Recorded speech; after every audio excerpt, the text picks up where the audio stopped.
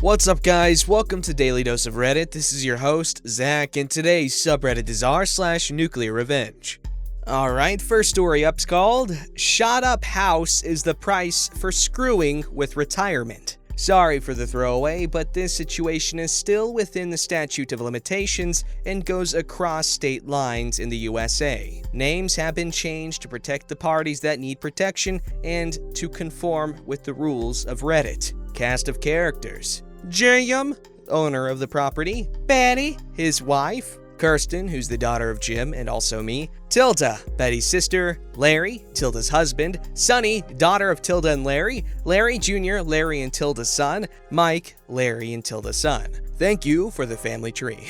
Backstory: many years ago, in rural Appalachia and coal country lived a cluster of families on a holler. Jim and Betty owned a mobile home and had their daughter, Kirsten, with them. This mobile home was 2 bedrooms and 1 bathroom, but it was sufficient enough for shelter. During the mid-1980s, a recession hit Appalachia hard, and Jim found work in another part of the country. In moving, he approached Larry and Tilda to look after the mobile home and collect rent from anyone that wanted to lease the mobile home. A rent amount was agreed to and would be adjusted for inflation and the cost of living for the area. The money was to be deposited into a savings account, except for the money needed for necessary repairs and receipts kept. Jim and Betty trusted their siblings with this and moved, trusting that this money would be part of their retirement fund. I was privy to these conversations, but did not pay that much attention to them at the time.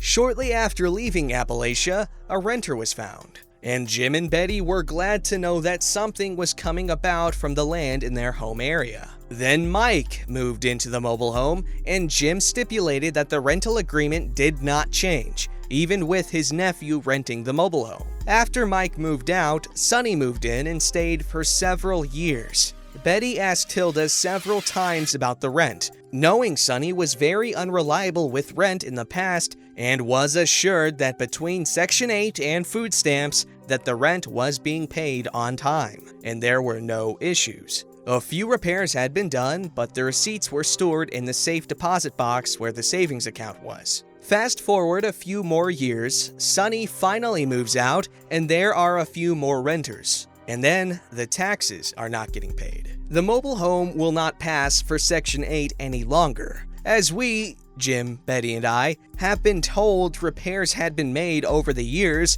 we find this odd and inquire again to Tilda, who states this was all a misunderstanding. Once again, Betty trusts her sister and is relieved when we get the tax receipt in the mail. This is very important later. Another few years pass and Tilda dies. Jim and Betty attend the funeral, and Betty makes a gesture to assist with some of the expenses. Larry agrees, and Betty requests access to the savings account that should have at least tens of thousands of dollars by this point, not including interest, to only find out it has never existed. All of the paperwork has been fraudulent and/or forged. Remember that tax receipt? Another forgery. Betty refused to fight. She had just lost her sister. Still, Jim is livid, as am I.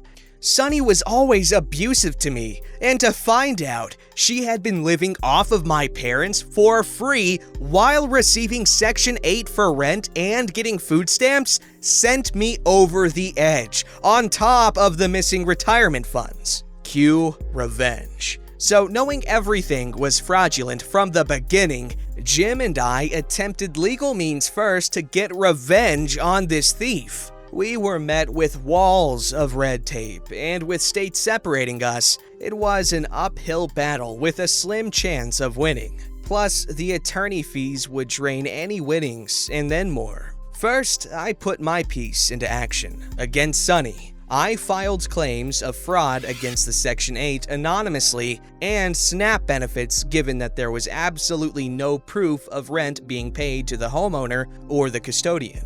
Larry was stupid enough not to write out a fraudulent receipt for when his daughter lived there. Next, I filed against Larry for tax evasion and Social Security fraud. Since Sunny was claiming to be paying him the rent via Section 8, this was income. Since he was not claiming this income on his tax forms, he was double dipping into the Social Security system and avoiding paying taxes. I did the same for the time Mike was paying rent, although he did not claim government benefits. He just paid rent. The next stage was to notify their local church about the shady dealings with family. Their faith is big on lay ministers and credibility. I told anyone and everyone I could from the church directory about what had happened. I even showed the fake tax receipt. The last bit was the most nefarious. After ensuring that Larry was visiting Sonny and the house he owned was empty, a rented car was used, and while Betty drove,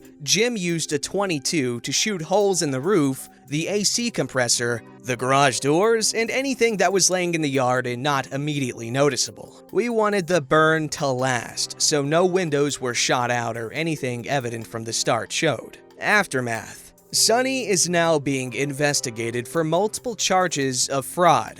Her side business has been closed due to the sweeping allegations that money will not be allocated as intended. Her applications for small business loans and Brovid funds have been denied. Criminal charges are being whispered, but I do not think anything will come about with that portion. Larry has been found guilty of overpayment by the Social Security Administration and no longer receives benefits. He now lives with Sonny and no longer has his truck, camper, boat, or ATVs. Unfortunately, once again, criminal charges are not pending. Larry Jr. has moved into the old home that was shot up. The roof had several places where hail or other debris punched through and made it leak. The siding had similar damage. Some of the bullets, and they finally figured out what it was, pierced some of the old PVC plastic plumbing. He has spent a fortune fixing the roof, plumbing, and siding where a lot of little holes were. I do not know if he has tried the AC yet, and I will be delighted to find out if it malfunctions as severely as I hope. Yo, I would be unimaginably pissed off if I found out that where I should have tens of thousands of dollars stashed up, if I go there and find out that there's nothing for me, that would just crush my soul. It's like thousands of times worse than like going to work on payday and finding out that you don't get a check this freaking time because we didn't get enough money. That's what working with family's like. And that's literally what happened. They worked with family. That's what you get. This story's called Accuse Me of Being a Commie? I'll reward you with a slow and painful death. Hello everyone, I've been a long-time lurker in this sub. This is not my own story, however, the person involved in this story is a family member. Fair warning, this contains violence and murder. I am confident sharing this story here because the people involved in this story have passed away since this happened quite some time ago. English is not my native language, so bear with me with the grammar. As always, still near the bottom. A little bit of background story. This happened in a relatively small town in an Asian country in the mid-60s, where the people and the government hated, still do, communist ideology. Let's call my family member involved here Aaron. He was around 26, 27 years old at that time, and his parents emigrated from China to this Asian country, whose population mostly looked nothing like Aaron in terms of appearance, skin tone, face, you name it. His parents were traders selling goods and spices to local people who were quite well off, and they were able to put Aaron into a higher education institution. At this time, going to school is a privilege, much more so going to a university. There, he became friends with local students whose parents were in the military and/or were politicians because education was quite literally non-existent at that time as the country had just gained their independence and they were a struggling state. People at that time were uneducated and most of them did not have much to eat. Sometime during his second year in the institution or university, a countrywide war on communism broke out, and most foreigners either went back to their homeland or sought refuge to the border. People took this opportunity to loot stores, violate women, and kill men, as they were able to do vigilante justice as the police and military were overwhelmed. Fortunately, Aaron's parents had been able to escape the town, seeking shelter at a family's place in the capital city before the chaos broke out, as they were told to go away by family members in the capital. However, Aaron believed nothing would happen, and he would stay at home as he couldn't abandon his studies. He wasn't strong or anything, but he was quite fit. One night, a neighbor came to the house to say goodbye as he was going to escape, and he suggested that Aaron do the same quickly, but he refused. Before dawn, he was awakened by shouting and banging from the door. He looked out, and there were dozens of people looking to barge into his house to arrest him for being a communist. He tried to reason with the mob through the space in the house's gate, explaining he was not a commie. However, of course, they wouldn't believe him, as he looked just like any other commie, and the mob was provoked by an acquaintance of the family. Let's call him Brooks. Apparently, Aaron's parents' business was going well in the area, and Brooks wasn't. He blames Aaron's parents for his business not being successful. I don't know what business exactly, let's assume they sold the same trades. Brooks had ties to military, and that night, they beat Aaron within an inch of his life and transported him to a camp in the jungle where accused communists were gathered after they were arrested.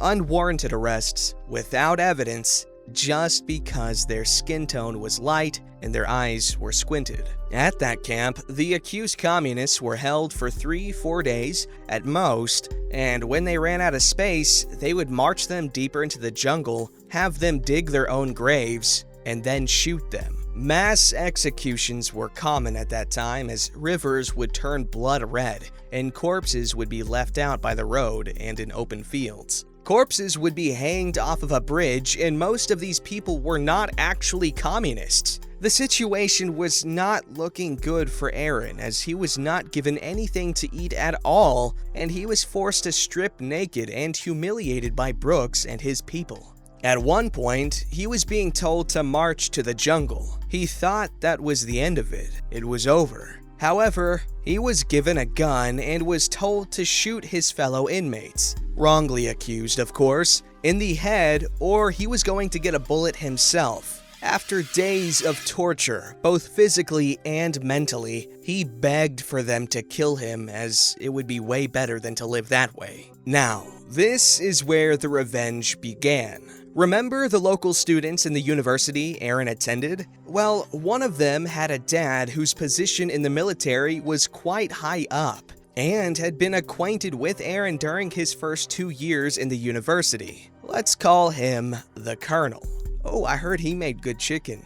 One day, as he was checking the commie camps, he recognized Aaron, and he knew for sure Aaron was not a communist. He was furious with his subordinate officers for wrongly arresting Aaron. It turned out that Brooks was not a military member per se, as he was able to arrest people and stay at the camp because of his military friends, who are lower in rank compared to the colonel. As the colonel was rounding up the troops and investigating Aaron's wrong arrest, Brooks' military friends ratted him out, as they were definitely choosing their own ass compared to Brooks. Aaron told the colonel everything from the mass executions to the torture he experienced. Brooks, being not a military member and really had no reason to be there at the camp, was scared feces-less and was pleading to the colonel not to kill him, saying that he had a family, the usual stuff. However,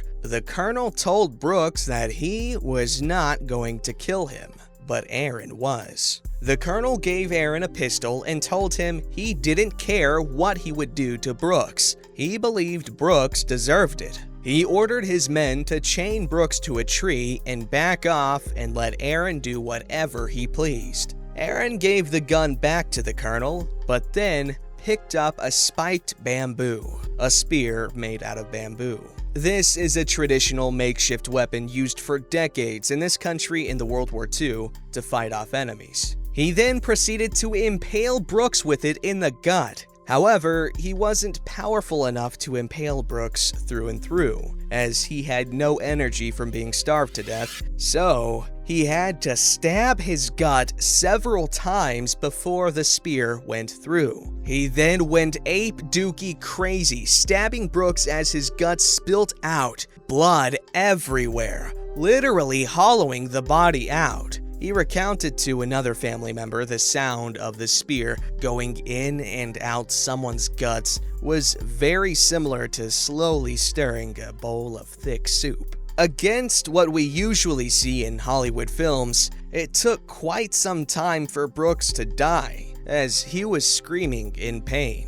The combination of Aaron not being powerful enough and the spear being not that sharp resulted in a relatively slow and painful death. Later, Aaron recovered and was held for another 2.5 years before everything calmed down, and he was able to rejoin his parents in the capital city. During his detainment, he was not harmed or charged with anything, but he was just not able to leave yet. This was mainly political and for his own safety as well. He never went back to that small town and settled in the capital city for some time, and then emigrated to Australia to put his dark past away. He was in his 70s when he died of natural causes. Maybe this is not the most relatable story here, compared to some of the more recent and more relatable revenge stories here, but my country in the 60s was quite savage, and I had no reason to doubt this story. I will be answering questions to clarify any point in the story,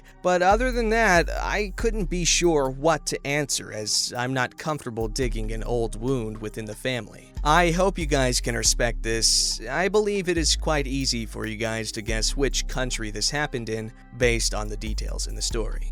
My theory was Indonesia, and I wanted to double check, so I went to the comments, and other people agree that it's probably Indonesia, and OP has not denied it, nor confirmed it, but he has denied other guesses. But anyway, regarding the actual story, holy freaking crap. Interesting fact here, back in the 1950s, there was a very similar situation going on in the United States. I believe it was called McCarthyism. And it was basically just like a witch hunt for communists within the United States government, and it was crazy because it was very similar to this in that you could have absolutely nothing to back up your claims, but that person's gonna be in trouble. Also sounds like something else, like the Salem witch trials, which is where the term witch hunt comes from, I believe, unless it came from before that. But back then, instead of communism, it was witchcraft. But they're both just as dangerous, don't get it twisted, man. Alright, given that that last story was pretty dark, I decided to end today on a wholesome little story that I think you'll enjoy. Okay, and it's called Oreo Delivery. My friends and I are generally cheapskates, as we were broke as all hell all the time. But one time in 10th grade, I went to school in a bad mood. Not cranky or anything, just quieter and more spaced out than usual. Being the resident airhead in the group, it didn't make much of a difference than how I actually act, so I thought they wouldn't notice. However, at lunch break, when I told them I was craving for chocolates out of the blue, they all bought one for me. Well, all except my friend France, not her real name, because she didn't have enough cash. I told her it was fine, and I appreciate the thought anyway. It definitely improved my mood. But at home, hours later, I hear a knock on my door, and it was France with a pack of double-stuffed Oreos. This woman drove all the way to our house to give me a pack of Oreos. I told her she didn't have to, that her cheering me up at school was more than enough. But she told me she knows and just wanted to give it. I thanked her and we hung out for a bit before she drove home. I'm happy for the free food, but more than that, I feel happy that they noticed such a subtle thing and cared enough to try to cheer me up. I love my friends so much. It absolutely blows my mind and makes me incredibly happy that this type of stuff exists. There are people out there that are so nice and caring that if you become friends with them, they will actually care about you. And that's great, incredibly wholesome, and makes me happy. I hope you guys enjoyed the wholesomeness, I hope you guys enjoyed today's video, and I hope you subscribe to Daily Dose of Memes in the description down below. Yeah! Don't forget to like, subscribe, and hit that bell to never miss an episode.